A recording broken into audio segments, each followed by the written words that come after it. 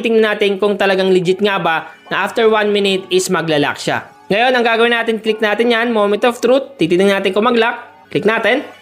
So mga kamayan tech, i-update ko lang kayo regarding sa app lock. So ngayon ituturo ko sa inyo kung paano mag-set up ng app lock dito at yung bagong update nila na pwede mo na gawing auto lock, pwede mo naman i-delay yung pag-lock ng Messenger once na tapos ka na gumamit. So make sure lang na panoorin nyo yung video nga matapos para malaman nyo step by step kung paano i-set up yung app lock na new update ngayong 2025 sa Messenger.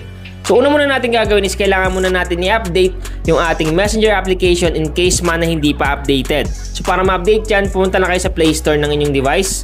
Hanapin nyo yung Play Store. Once na makita nyo na yung Play Store, so ito yun, click lang natin. Then pag andito na tayo sa Play Store, sunod natin gagawin, syempre is pumunta tayo sa may search button dito. Click mo lang yung search. At i-type mo lang dito yung Messenger sa may search bar. Type mo lang Messenger. So once na makita mo na yung Messenger dyan, automatic lalabas yan.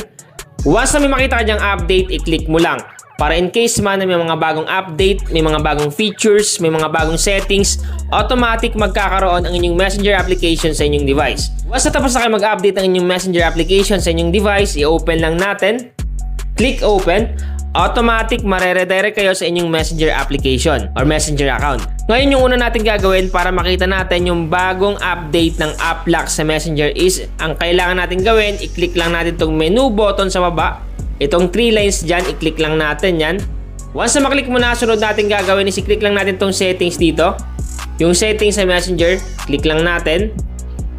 Pag naklik mo na yung settings sa Messenger, sunod natin gagawin is scroll up lang natin. Scroll up. Hanapin natin dito yung privacy and safety. So hanapin natin yung privacy and safety at pag nakita na natin, i-click lang natin yan. Once na maklik mo na yung privacy and safety, dito na tayo mapupunta. So syempre dito yan makikita sa may security. Yung security sa baba niyan merong app lock. So ito yung app lock na sinasabi ko sa inyo. Ang gagawin nyo is i-click nyo lang yung app lock dyan. Sa unang click nyo ng app lock, ito yung lalabas. Nakalagay dito, unlock with biometrics. So ngayon, ma-unlock daw yan using your biometrics. So syempre yung mga device natin is registered na ng kanya-kanyang biometrics. Pag hindi pa kayo registered sa biometrics, kailangan nyo mag-register sa inyong device para ma-recognize ng Messenger. So itong device na to is registered na ng biometrics, kaya i-on ko na yung unlock with biometrics. On natin. Ngayon lalabas yan, nakalagay dito, Messenger lock. Use biometrics to unlock. Touch the fingerprint sensor. So ngayon, pwede mo i-unlock yan using biometrics or syempre may choice pa rin yan. Yung choice na sinasabi ko is yung unlock another way. So kahit hindi mo siya i-unlock with biometrics, pwede. So ang gagawin lang natin, kung gusto mo i-unlock with biometrics, syempre mag-biometrics ka. Or kung ayaw mo naman yung biometrics, pwede mo naman gamitin yung unlock another way. So click lang natin tong unlock another way. Then lalabas yan. So ang gagawin mo lang dito is enter lang dito. Syempre. So enter ko muna sa akin. So na-enter ko na yung PIN ko at automatic activated na yung app lock dito sa Messenger.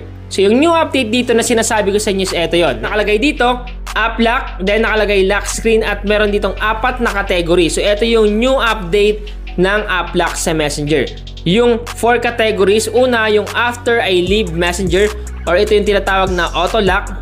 Once na gumagamit ka kasi ng Messenger at pag nag-leave ka, automatic magla-lock yung Messenger application. Kaya pag bukas mo ulit or pag click mo ulit ng Messenger app is hihingan ka agad ng biometrics or password. So ganun ka bangis kasi nga safe na safe talaga. Once na mag-exit ka sa Messenger is magla-lock kagad siya, mag-auto lock siya. Pag pinili mo yung after I leave Messenger. At bukod doon, syempre pwede naman natin yan baguhin. Pwede naman natin yan i-delay katulad ng 3 categories dito. Which is yung 1 minute after leaving Messenger. So ibig sabihin lang, halimbawa nagbukas ka ng Messenger at nag-exit ka or nag-leave ka, after 1 minute, saka pa lang magla-lock yung Messenger app. Mamaya itatry natin yan na ipapakita ko sa inyo. At yung pangatlong category dito is yung 15 minutes after leaving Messenger. At syempre yung pinakamatagal is 1 hour after leaving Messenger. So ibig sabihin lang, pwede mo pala i-auto lock yung application na Messenger once natapos ka na gumamit or pwede mo rin pala i-delay yung pag-lock nito. So ngayon ipapakita ko sa inyo muna yung after I leave Messenger or yung auto lock. So click lang natin tong button dito sa katabi yung bilog. So automatic activated na yung after I leave Messenger or ito yung auto lock na tinatawag sa Messenger. So ngayon try natin maggamit ng Messenger dito. Kunyari gumagamit ka ng Messenger tapos nakipagpalitan ka ng conversation sa friends mo at syempre in-exit mo yan. Exit. Then, pag binalik mo dun sa may messenger, so balik tayo sa may messenger, click natin, automatic maglalak na yan. So, hindi na yan basta-basta magbubukas. Hihingi na yan ng biometrics para makapag-login ka or yung password mo mismo sa cellphone. So, ganun kabangis yung after I leave messenger. Ngayon naman, kung gusto mo naman ma-delay ng 1 minute, so piliin mo lang tong 1 minute after leaving messenger. So, itatry natin, papakita ko sa inyo na tatalab yan. So, piliin natin tong bilog sa katabi, i-activate natin.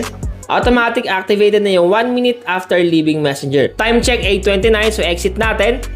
So in-exit natin ngayon yung messenger at titingnan natin kung talagang legit nga ba na after 1 minute is maglalak siya. Pero ngayon kahit i-check mo yan, open pa rin yan kasi nga hindi pa 1 minute. So exit ulit natin. So time check 8:29, mga 8:30, then ilang seconds saka natin i-open yung ating messenger application. Kasi nga, sabi dito, 1 minute delay lang or 1 minute lang automatic maglalak na yung messenger. So ngayon try na natin i-open yung messenger. Kasi nga sobra 1 minute na siguro. Ngayon ang gagawin natin, click natin yan, moment of truth. Titignan natin kung mag-lock. Click natin.